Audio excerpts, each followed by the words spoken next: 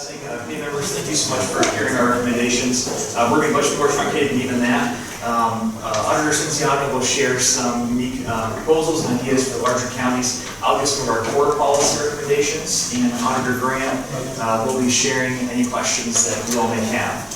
So your testimony in front of you has our kind of laid out policy recommendations, but just to hit on those very briefly. For direct aid on unvoted increases that happen with increases in values, you can see on page 3 of our testimony our urging for the limiting of the 20 mil floor unvoted tax increases going towards our school districts. For direct help with differing values and sales on page 4, we propose that instead of the Department of Taxation establishing value expectations, instead the department would review auditor evaluations that we determine first by neighborhood. And then if DTE disagrees with those, they would actually appeal our evaluations to the Board of Tax Appeals instead of the other way around that currently happens.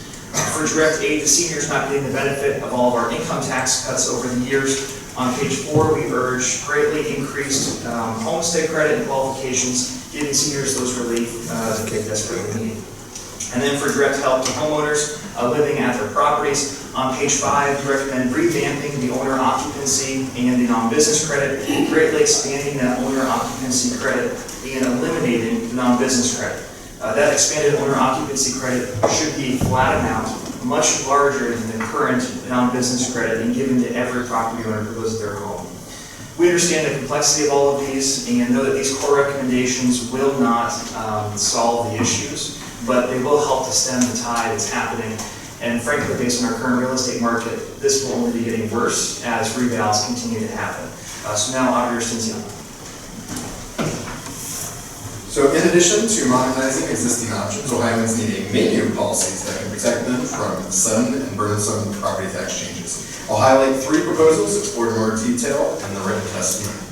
First, foremost, residential stability zones, which is part of pending Senate Bill 244, sponsored by Senators Reynolds and Craig, use in our existing abatement system to exempt value increases for need rather than development, protecting low to moderate income homeowners from future value spikes.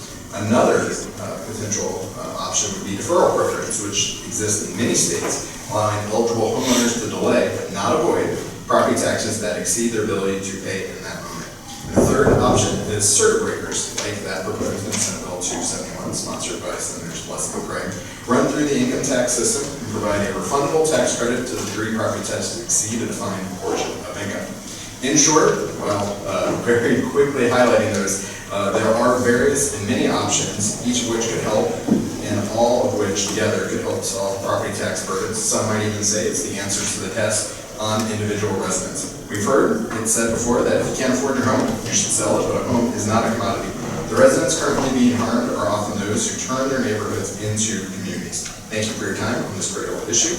We implore the committee and the General Assembly to continue to take up this issue with urgency, as we are constantly hearing from our constituents about concerns. We look forward to continuing to work with the committee going forward, and I look forward to questions. I'll turn it to the third panelist.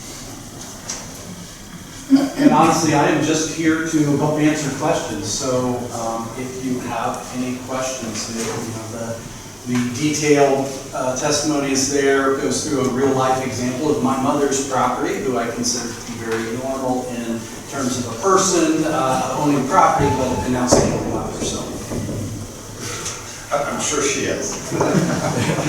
With that, I'll open it up to questions. Do we have questions? Representative Richardson. Thank you, Chairman. Thank you for your testimony. Very quick testimonies. Auditors like to follow the rules. So we will not delay. I'm wondering if you have recommendations or best practices, because as we've been listening and talking and thinking about some of the challenges we face, we're wondering what are some of the best practices that you could recommend? And, I'm sorry, could I ask for a little clarification? Sure. When you say best practices, you're talking about for valuation or the actual tax process? You can start with valuation.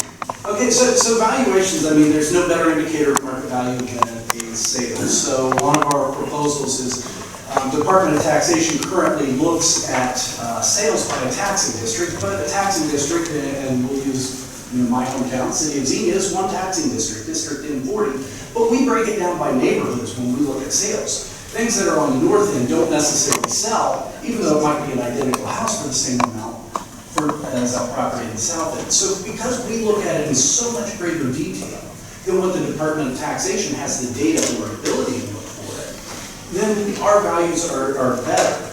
We also validate sales. So if a property sells for $400,000, we've got 320 on it, we're going to go out on Zillow and look at pictures and say, oh, well, wait a minute, there's a finished basement. Department of Taxation would just be measuring the difference, that 320 and 400, and say, hey, this sale shows that you need to increase values X percent. Well, that's not true because only a portion of that value was market driven, the other was data driven. Once we pick up that finished basement, our value may end up being 370, making that increase much smaller. So that's kind of the valuation issue.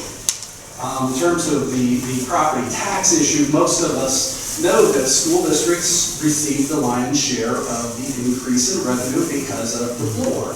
Now, that's not true in a district that isn't at the floor, which, there are a number of them, usually in larger urban, suburban areas, but, they can be throughout. So what we're saying is, look, we've got to limit that increase. We're not saying schools don't need the money, but we need to cap how much they can go by an index. So we, kind of, in the example, we use the same index that is used to determine homestead income, the increase in the homestead income each year. It would be applied every 3 years. They would still get growth from that fixed rate levies that are subject to the floor, but it would cap that growth at a specific amount. Inside Village would continue to grow just as it has always grown. And of course, school districts get a portion of that as well. Follow? Thank you, Chairman. I would just like to say that as we move forward here, I think it would be very helpful to sit down and really discuss how we communicate these processes throughout the state to make sure there's some consistencies for the people, not just within your own entities, but across the state. And certainly we don't have to go through that detail now, but I'd like to propose we do it at some point very soon. Thank you. We would truly appreciate that opportunity. Thank you. Thank you. And you elicited a question from me. We heard earlier testimony relative to uniformity. I think there was an example of a neighborhood of $150,000 homes and then a home sold for $200,000. And there might be different reasons for that to happen. What would your comments be relative to a home that just sold for $200,000 in a neighborhood of $150,000 homes? Would that violate uniformity? I believe it would. So remember, there are two processes that go on. The auditor does their appraisal based on uniformity and fairness. I have a job to appraise all of these properties. Property owners don't always realize that, well, it's the same floor plan. Okay, but yours is brick and theirs is stick-built. There's a value difference that occurs even though it's otherwise an identical property. So auditors do not generally chase sales. Because it violates that uniformity. It's a 3-bedroom brick ranch with 1,100 square feet. They're going to have a relatively uniform value. Lot sizes and all that can differ and cause a little bit of difference, but they're going to be pretty standard. Where the uniformity is gone is in the board of revision process. If you file a board of revision complaint, I'm not comparing your property relative to other appraisals that I've done. I'm comparing it to sales of comparable properties, or if your exact property has sold, then if you paid more for it than what I had it on for, I don't know how I could have been wrong, given that court case after court case says there's no better indicator of market value than a sale. Thank you. Representative Troy. Thank you, Mr. Chairman. Thank you, others, for coming in. Auditor Graham, and one of the things that was not proposed on the committee when I was consolidating county auditors. We just still need one for every county. But I'll get mine up. So when you talked about the 20 mil floor and the and then the House Bill 920, when Mr. Fleeter was in, he indicated that House Bill 920 has really stemmed the growth of revenue for school districts. And then what happens is when all of a sudden property values go up and they're on the 20 mil floor, they say finally some additional dollars without having to keep going back to the ballot and all that. So, I mean, are you, and again, it's going to be a constitutional problem, but do you feel that maybe we need to somehow lift the lid a little bit on 920 so it's not a real tight clamp and allow some inflationary growth, but as you said, somehow cap what happens with the 20 mil floor so that, they don't get a windfall in a particular year?